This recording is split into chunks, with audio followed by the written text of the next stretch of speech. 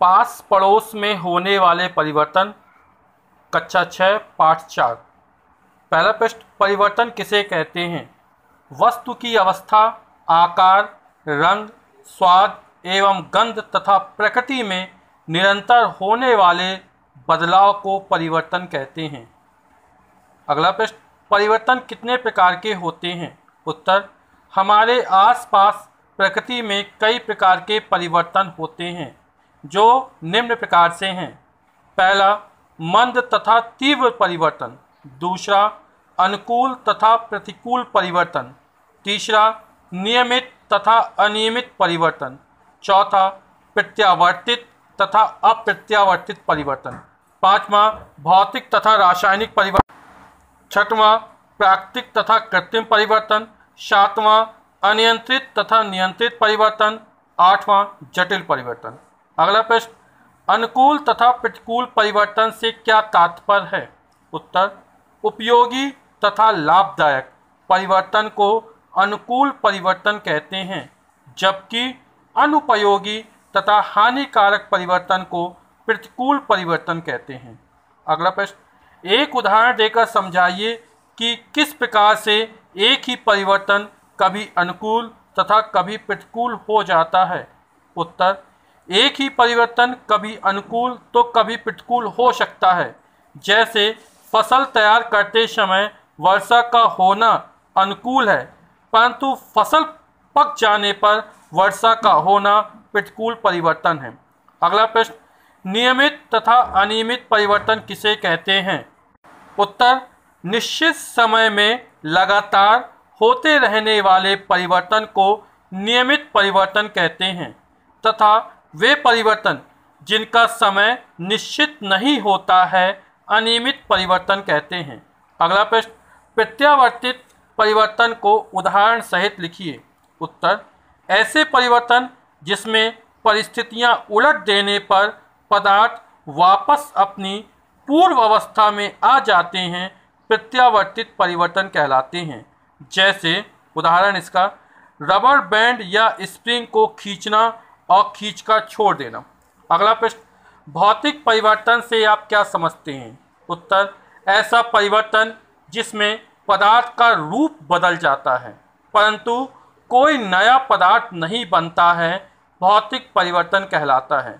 भौतिक परिवर्तन के पश्चात सामान्यतः पदार्थ की पूर्व स्थिति पुनः प्राप्त की जा सकती है। अगला प्रश्न, रासायनिक परिवर्तन किसे कहते हैं? उत्तर, ऐसा परिवर्तन जिसमें एक या एक से अधिक नया पदार्थ बनता है रासायनिक परिवर्तन कहलाता है। रासायनिक परिवर्तन के पश्चात सामान्यतः पूर्व पदार्थों को प्राप्त नहीं किया जा सकता है। अगला प्रश्न, प्राकृतिक परिवर्तन एवं कृत्रिम परिवर्तन किसे कहते हैं? उत्तर, प्रकृति में कुछ परिवर्तन स्वतः होते रहते हैं, जैसे दिन रात का होना, वर्षा, आंधी, तूफान आदि। इस प्रकार के परिवर्तन को प्राकृतिक परिवर्तन कहते हैं।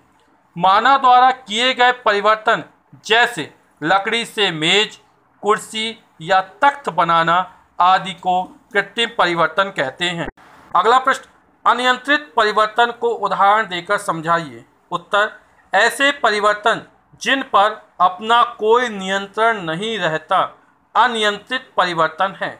चंद्रमा की कलाओं में परिवर्तन, बादलों का आना, आंधी तूफान का आना आदि क्रियाओं पर हमारा कोई नियंत्रण नहीं है, अतः ये अनियंत्रित परिवर्तन कहलाते हैं।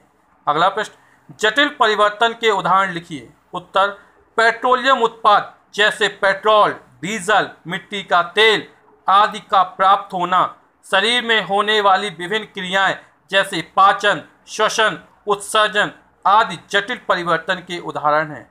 अगला प्रश्न, अप्रत्यावर्तित परिवर्तन, अनुत्क्रमणीय परिवर्तन के दो उदाहरण लिखिए। उत्तर, दूध से दही का बनना, मोमबत्ती का जलना। अगला प्रश्न, एक उदाहरण देकर समझाइए कि परिवर्तनों के लिए ऊर्जा आवश्यक है। उत्तर, थोड़ा सा अल्कोहल हथेली पर रखने पर यह शरीर की ऊष्मीय ऊर्जा अवशोषित करके वाष्पित हो जाता है, जिससे पता चलता है कि परिवर्तन के लिए ऊर्जा आवश्यक है। अगला प्रश्न, नियंत्रित परिवर्तन के दो उदाहरण लिखिए। उत्तर, पहला, बिजली के पंखे की गति को तेज या धीमा करना। दूसरा, लालटेन की रोशनी को कम या ज्यादा करना। अंतिम प्रश्न, अनियमित प्राकृतिक परिवर्तन के दो उदाहरण लिखिए। उत्तर, ज्वालामुखी का फूटना, बाढ़ का आना। सही विकल्प को छांटकर अपनी अभ्यास पुस्तिका में लिखिए। भौतिक परिवर्तन में पदार्थ के अणुओं में परिवर्तन होता है, पदार्थ के अणुओं में कोई परिवर्तन नहीं होता है, नया पदार्थ बन जाता है, कोई पदार्थ नहीं बनता है। तो भौतिक परिवर्तन में पदार्थ के अणुओं में कोई परिवर्तन नहीं होता। हमारा ये वाला ऑप्शन क्या है? सही है। निम्नलिखित में कौन सा प्रत्यावर्तित परिवर्तन है? दूध का फट जाना, मोम का पिघलना, मोमबत्ती का जलना, सब्जी का पकना। तो यहाँ पर मोम का जो पिघलना है वो हमारा प्रत्यावर्तित परिवर्तन है। अगला है ज्वालामुखी का फूटना, मंद परिवर्तन है, अनुकूल परिवर्तन है, प्रत्यावर्तित परिवर्तन है, अनियमित परिवर्तन है। तो इसका सही उत्तर है अनियमित परिवर्तन है। ज्वालामुखी का फूटना अनियमित परिवर्तन है। रिक्त स्थानों की पूर्ति अपनी अभ्यास पुस्तिका में करिए। गिलास का टूटना, गिलास जैसी टूटता बहुत जल्दी, तो ये हो जाएगा तीव्र परिवर्तन। भौतिक परिवर्तन में वस्तु के गुण बदल जाते हैं, तो यहाँ पे जो गुण बदलते हैं वो है भौतिक गुण। तो भौतिक परिवर्तन में वस्तु के भौतिक गुण बदल जाते हैं। जो परिवर्तन अपनी इच्छा से करते हैं उसे नियंत्रित परिवर्तन कहते हैं।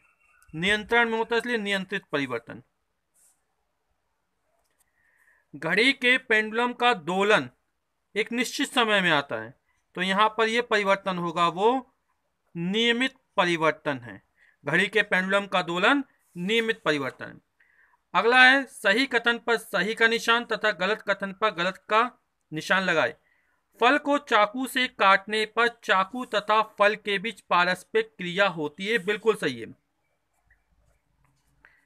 प्रत्येक परिवर्तन के पीछे कोई ना कोई कारण अवश्य होता, बिल्कुल सही है ये भी। चावल का पकना भौतिक परिवर्तन, ये गलत है, क्योंकि चावल जब पक जाता है तो पुनः पूर्व अवस्था में वापस नहीं आ सकता है, तो ये हमारा गलत है।